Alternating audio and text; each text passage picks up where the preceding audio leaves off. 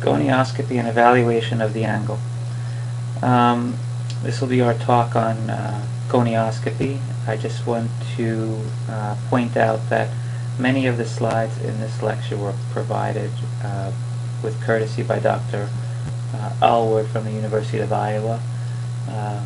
He's the one that has started that gonioscopy.org website, which is a fantastic reference if anyone wants to go and look at videos or additional images of gonioscopy. So images in red were provided by him. However, we have had many other numerous very good examples in this lecture. So in this talk we want to go over why we have to do gonioscopy, when should we do gonioscopy, how we do gonioscopy, what we see when we do gonioscopy, and then we'll go over some examples that will hopefully make this talk more intuitive for everybody. So what's the purpose of gonioscopy? We have to classify patients into open, narrow, or closed angle glaucoma categories as part of every initial glaucoma exam. So that's pretty basic. You'd like to assess some individuals for certain systemic conditions such as pigmentary glaucoma, hemosiderosis, angle neovascularization, Wilson's disease, foreign bodies, etc. And finally, you want to assess sometimes the postoperative and preoperative status of patients, whether or not they'd be candidates for laser trabeculoplasty, or postoperatively if pressures have gone up, we could check the sclerotomy sites or the tube opening sites, etc. And finally, one therapeutic purpose for gonioscopy is to break an attack of acute angle closure glaucoma. And you do that with central indentation. Alright, so why is gonioscopy necessary? This is important for the boards. You cannot directly visualize the anterior chamber angle because of total internal reflection that occurs. The critical angle of the eye is 46.5 degrees. Unfortunately, you need to know that number for the boards. And so beyond this, the light gets reflected, and therefore when you try to look at the angle from the side view as shown in the image here to the right, you can't see the angle structures. The light is internally reflected, you just see the iris. There are exceptions to this, so the answer is never always in a board exam. So under weird corneal conditions like keratoconus or keratoglobus, you could see directly into the angle. And you can also see directly into the angle if you indent at the limbus, or potentially if you use a coupling fluid over the cornea. One of our attending surgeons when I was a resident told us that if you want to look at the angle in surgery, you can pour some BSS into the corner, rotate the eye, and try to view the eye. I've never found this to be useful, but the concept is correct. Gonioscopy allows us a way to overcome the total internal reflection of light, and you do this by placing a lens over the eye that will allow the light to pass through. The lens obviously has a different index of refraction, and that's what changes the internal reflection angle. So in direct gonioscopy, you place a lens over the eye and you can see directly into the angle that you're viewing across from you. In indirect gonioscopy, the lens is coupled with the lens has a mirror surface on it, so you're actually viewing the angle opposite the mirror. When is gonioscopy necessary? Well, we have to do it on all patients undergoing an initial glaucoma exam. We should do it on anyone that has a von Herrick approximation of grade 2 or less, and again, a von Herrick approximation should be part of every ophthalmologic examination. And you want to do it in patients that you suspect certain pathology. And again, you want to do it in patients that have an apparently narrow angle, as in part 2, before you dilate them. So let's go with the von Herrick method first. This is the way to assess the angle at the slit beam. You place a narrow beam that's 60 degrees offset as shown by the metering system on the slit lamp itself.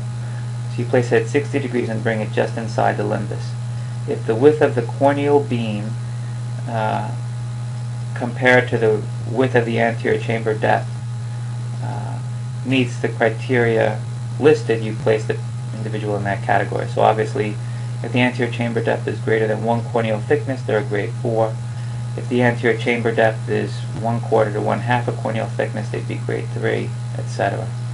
Individuals with grade 1 or 2, that's 1/4 corneal thickness or less, should always have gonioscopy. And again, with the arrow here, you can see this is the width of the corneal beam. So you have your epithelial beam, your endothelial beam, then you have the space in the anterior chamber, you see your light beam on the iris. So this would obviously be a grade 4 angle here on the left. On the right, you have your anterior epithelial beam, your endothelial beam, and again your iris beam. And here the width of the cornea is quite low, probably a grade 2. So this person should be having gonioscopy because the angle looks narrow. Again, the placement of the beam in this angle image on the right may be somewhat suboptimal, but the idea is still the same. If you move more peripherally, there was no angle to be seen at all. There are different types of gonioscopy lenses as mentioned. Direct, where we look directly across the lens into the angle, or indirect, where you actually view the angle through a mirror and are looking at the angle that's 180 degrees away from the mirrored surface. Here we have a few of the direct lenses. Direct lenses are frequently used in surgery. A Hoskins-Barkin lens and a Kepi lens. Kepi lenses are frequently used here at Stony Brook for EUAs on congenital glaucoma cases on my service as well as Dr. Reynolds' service. It's a lens that you place directly over the eye as shown here in the image, and then you use an external light source, typically a portable slit lamp, and an external viewing source to image the angle. A Hoskins lens is very similar, but it has these two little fixation holes, which are meant for placement of a .12 forceps or another forceps, and that's used intraoperatively to move the lens around during goniotomy so that you can place your blade in the eye. Advantages of direct gonioscopy include that you can see a panoramic view of the angle, and frequently you can use different lighting techniques. If you have lenses on both eyes, you can compare side to side very quickly, and you can use this typically in an operating room. However, it's certainly more messy because you need to use coupling fluids, you need to have a portable lighting source, typically the portable slit lamp, and it takes a lot of effort. Additionally, the lenses that we typically use for direct gonioscopy go over the limbus, and therefore you can't really do corneal indentation to look at the angle. So clinically, these are typically only used in the operating room setting or under sedated exams. There are many different types of indirect gonioscopy lenses as shown here. Typically in the clinic we'll use the Goldman 3-mirror lens as shown on the upper left, or the Zeiss or the Posner lens as shown on the lower right. We also have seen residents use the Sussman lens here, which is essentially another 4-mirror lens, except it's connected to a little barrel or carrier that's similar to a 90 diopter lens, and some people choose to use that initially because it's somewhat easier to handle. However, you can perform indentation gonioscopy with that lens. Commonly what we use is the Goldman 3-mirror or the Posner or the Zeiss lens over here. But there are others, the Rich lens, etc. So advantages of indirect gonioscopy are that it's easy. You typically get the same view that you see in ALT. You don't really need any special equipment. It's typically available in the clinic. For many of the lenses you can perform indentation gonioscopy, and you can perform evaluation of the corneal wedge. And you can also take advantage of the multiple slit beam magnification settings. With a Goldman lens, specifically as mentioned in this image, the pressure that you place with the lens on the limbus can falsely close the angle.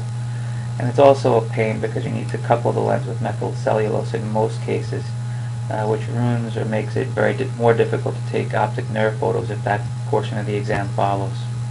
And the other issue is that there's only one lens that you typically look at the angle with this lens, and then you have to rotate that around. So it's a little bit more time consuming. It provides you a foreshortened view of the angle. And with this lens it's also impossible to do indentation because the lens itself will couple the limbus or straddle the limbus. Typically what we use in the clinic is the 4-mirror lens. The Zeiss lens is shown here. We also have the Posner lenses frequently in the clinic. It's just a different handle, but the concept is exactly the same. The advantage of this lens is that you don't need any coupling fluids. It can go right on after fluorescein. You don't have to rotate the lenses because the 4 mirrored lenses will give you a view of the superior, inferior, lateral, and medial angles. You can still look at the corneal wedge, and again you have the other advantages with the slippy magnification. However, it is technically the most challenging to learn because you have to get the positioning of everything just perfectly in order to see. You can very easily indent the eye with this technique, falsely making the angle seem wider than it really is. You'll also get a foreshortened view of the angle, and again you have to remember that you get a mirror image of everything that's being seen in the angle. So let's go over how we do gonioscopy, also specifically or more notably for the Zeiss or Posner lens. You want to make sure that you have your eye centered on the cancel marker. Steady your elbow, usually on a lens case or something. That helps a lot. Typically we use a short beam of light, 1 to 2 millimeters, and you ideally want to have it in a relatively dark room.